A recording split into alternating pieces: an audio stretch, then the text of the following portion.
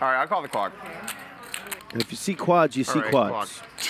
Is this the biggest nit roll in the history of poker? Well, I'm Bart Hanson from Crush Live Poker, and we're going to take a look at one of the more epic hands that went down, of course, this past weekend on the $1 million cash game over on Hustler Casino Live. And of course, I had the pleasure of commentating several days, although I was not in this last day. And this last day was just absolutely legendary because Tom Twan was in the game and he was battling it out here with Doug Polk. There were several big hands from this particular night. On this one, we're going to take a look right here at a big one played with Tom Twan and Doug Polk. So we're going to pick it up right here. Very important and then 2 hands later, you get to listen in. I like this one. Okay. Coming. I mean, I like everything. I hope you're balanced with your responses to my notes. Yeah, I'm very balanced. So we're playing 500, 1,000 with a 2K big blind ante. Obviously, they're sitting both a million deep. And you can see that Polk raises it up here to 3,000 with 4-5 suited. Somehow Wesley sees Doug's hand and says, I like this one. And obviously Polk's like, oh, I hope you're balanced with what you say you like. And that's going to come into play here on this really sort of epic confrontation because Tom makes reference to it several times as we go on. I like 2 cards. You like start telling a story? I need 2 cards. I played a big pot with that one once. 14.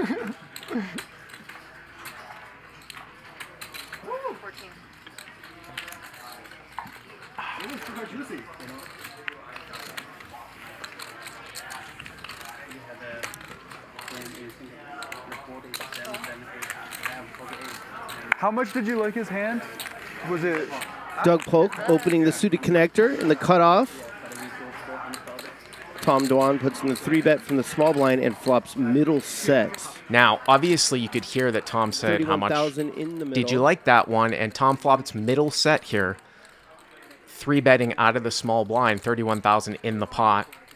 This is kind of an interesting little spot here on the flop. About half pot.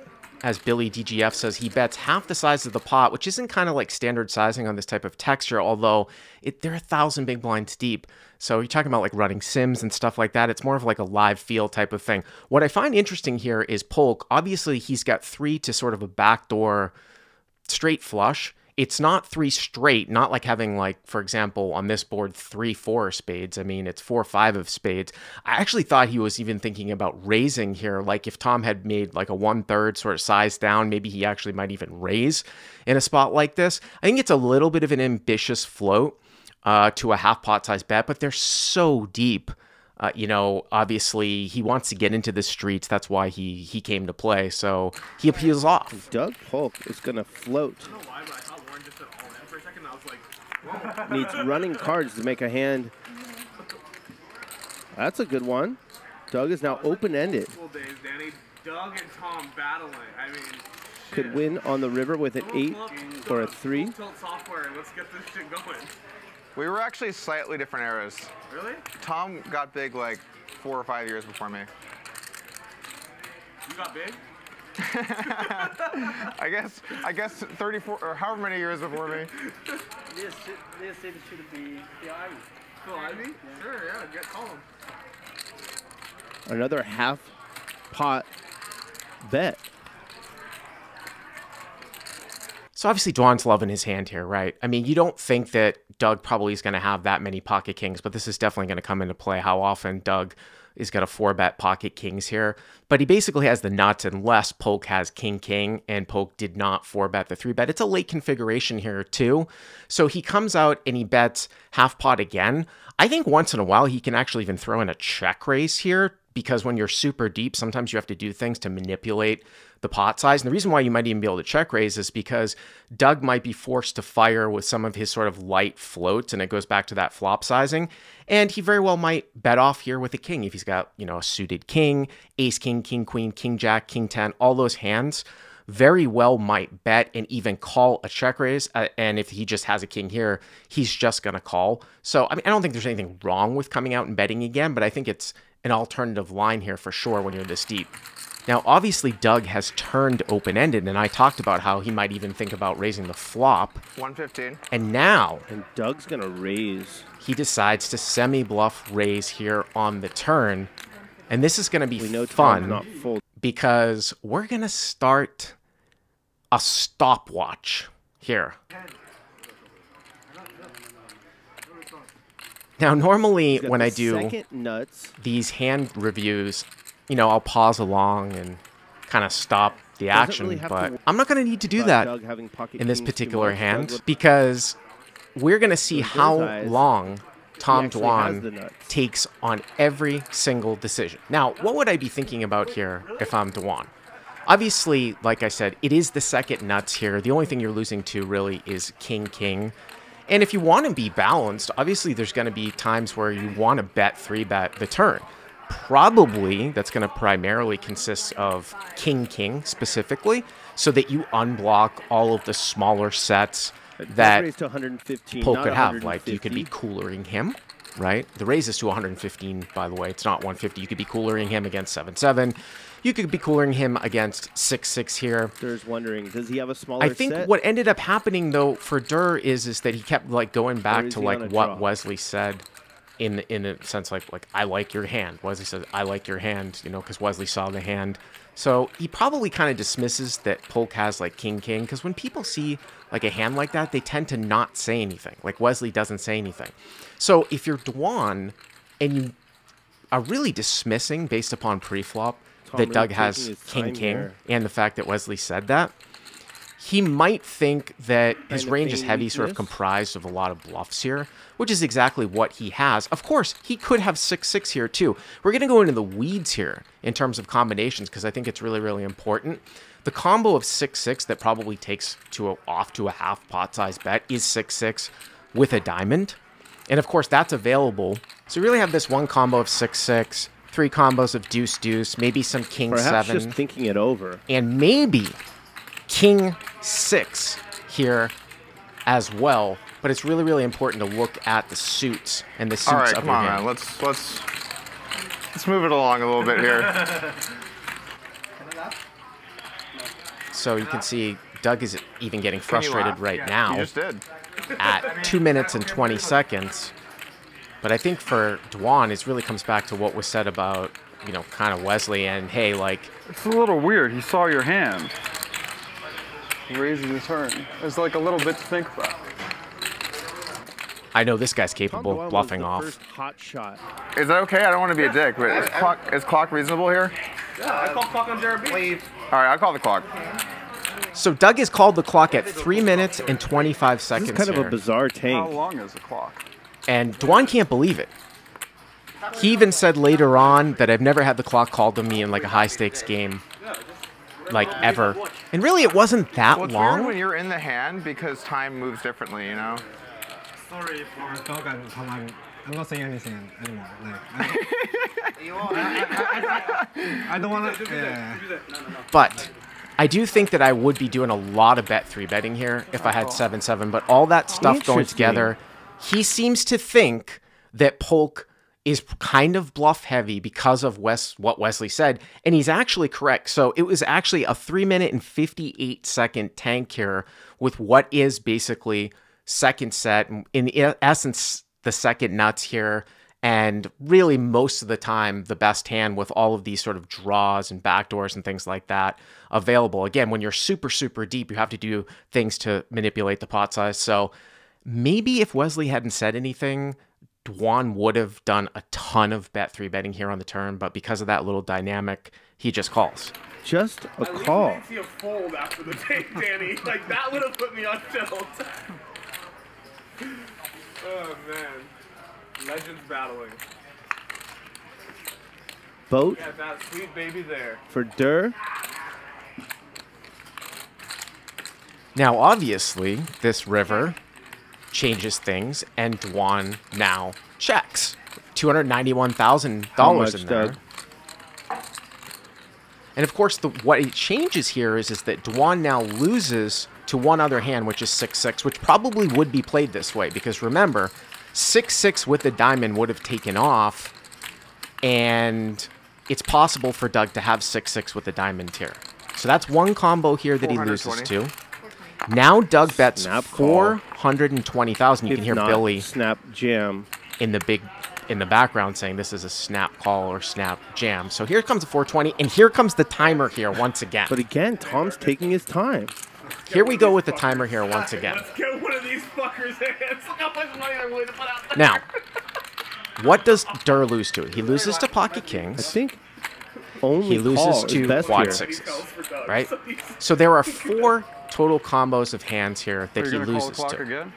But the question is, how often would Poke play King-King this way? I honestly think that Poke is doing a lot of 4-betting with King-King. But even if he were to just flat call with 2 of the 3 combos that are Tom was available, worried they were too deep to get the money in on pre-flop the now, turn.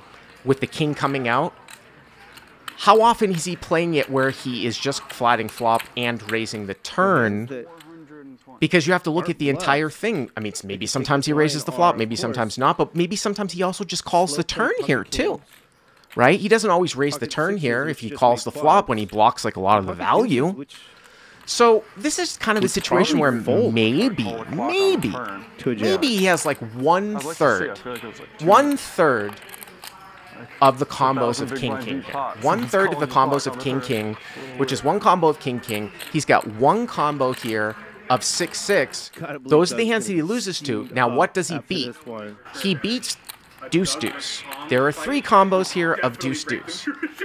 Is it possible that Doug Poke might have King 6 suited? I think that's another very, very important thing here. And again, you sort of have to look at the suits. There is one combo of King 6 suited available, and it would be King 6 of clubs. I think the most important thing here, though, for Tom Dwan, is to look back at the suits of your 7s and figure out if 7-6 suited is available. And it is not available because Tom Dwan has the 7 of clubs. So Crazy as it Polk might cannot sound, have if you go all 7-6 in, suited. He can't have 7-6 of clubs. You're probably only getting called Now, by I better. don't think that Polk is really going to be going in the But you're weeds also all never that folding. much. And like defending here with 7-6 off. So put in the So if you call. sort of throw out 7-6 off, he can't have 7-6 suited. So maybe once in a while he's got like $1.1 King million. 6 suited, right? So we've got 3 combos of Deuce Deuce that we beat.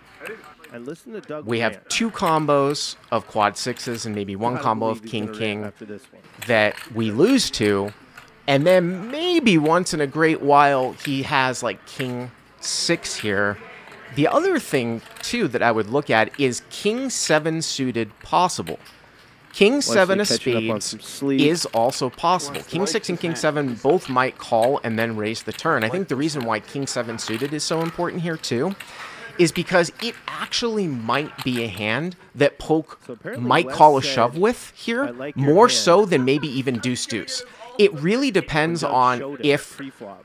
he ever thinks that That's probably Dwan never gonna be might pocket be kings. bet 3-betting here, like as a bluff.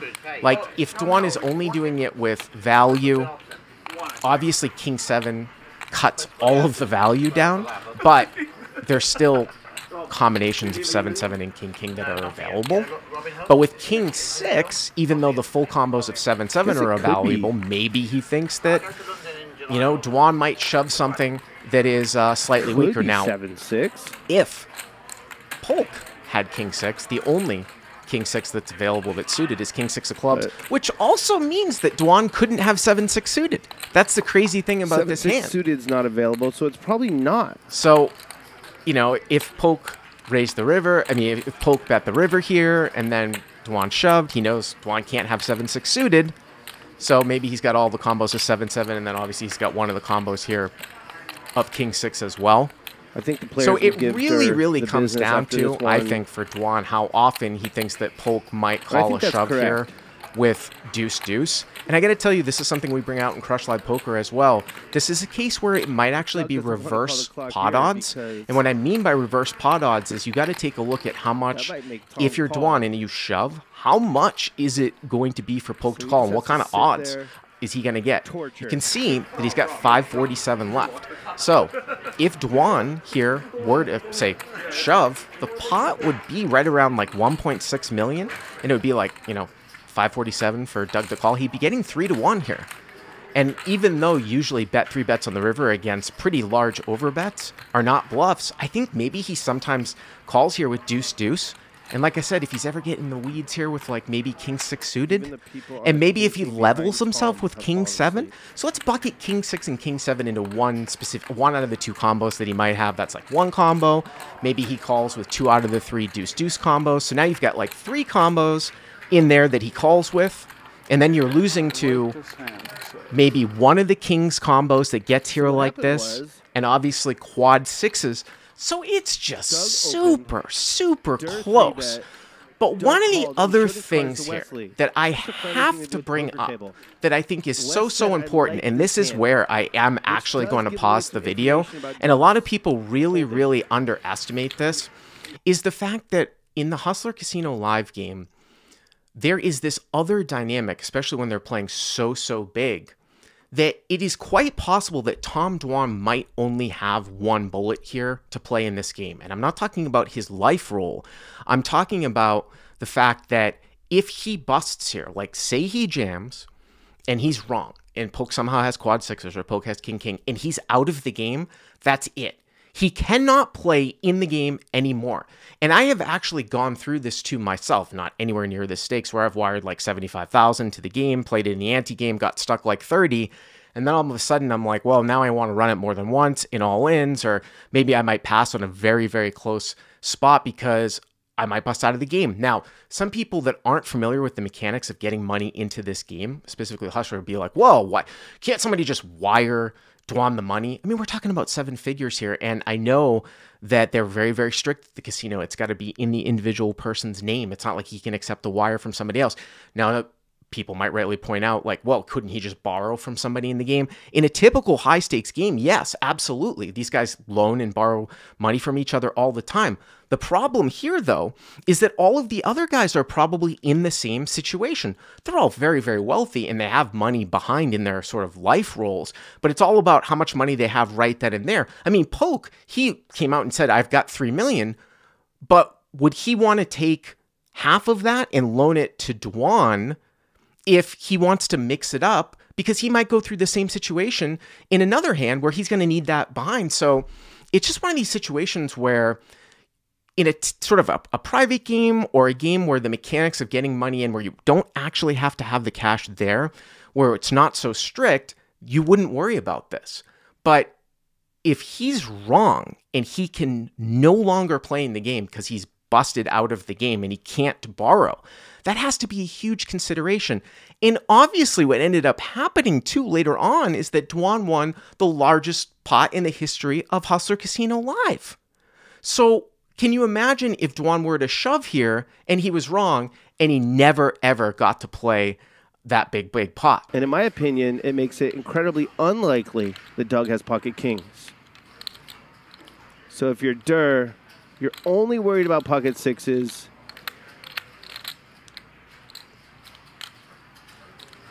And once you realize Doug can't have 7-6 suited, there's not a lot to get value from. You just call. And if you see quads, you see quads.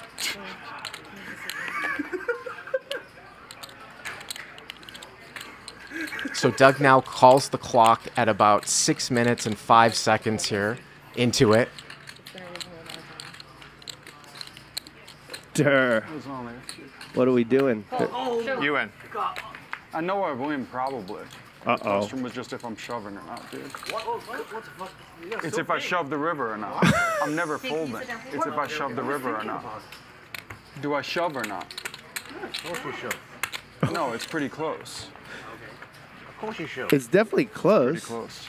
And I think it's not a shove. I'm going to take a break after that one. What happened? And look at Doug You're a Polk's good face. actor. I'm deciding do I shove or not. No, you don't have. Well, luckily I'm not worried that you gave anything away anymore. I think he called because of Wesley. Yeah, because of me. Yeah, maybe I fold his. I saw that you have a diamond at 8-9. Now we know Tom hates Doug. What a hand. It's a weird Sorry, spot dog, I to don't call. wanna- I am adding on some money. Oh my god, the game is bloody! We're gonna get 600K. Doug, how many videos have you made of Tom? That was the payback. I like this Doug Pog. The turn clock call is like a little weird, man. It's like, it's been like 2 minutes. It's not 4-bet you in position, yeah? He hasn't got kings. No, you're good. I don't want These two used to have beef, Doug and Tom. Okay, Wesley, you okay? I thought you fucked There's up, I would 2 tell you you combos. fucked up. There's 6-7 suited and king 6 suited, right? yeah. I should shove the river normally, like by right. That hand did not do anything to alleviate that I don't beef. feel bad about needling though, because I know it's not as, it's not full 400K He doesn't have it on. Okay, I'm saying to all the chat pros. You know what's crazy about this is that Dwan just said that there was 7-6 suited and 2 combos of king 6 suited. You would think that with the amount of time that he took on the river, he would look back at the board and count the combos, because 7-6 suited wasn't available and there was only 1 combo of king 6 suited. So I don't know what he was actually thinking about there, because he didn't necessarily count the combos correctly. Like I said, super, super close spot. You've got this weird dynamic with Wesley, which sort of, I gotta think it kind of leans it towards Doug not having king. And maybe it does kind of lean him towards still having a bluff, but still.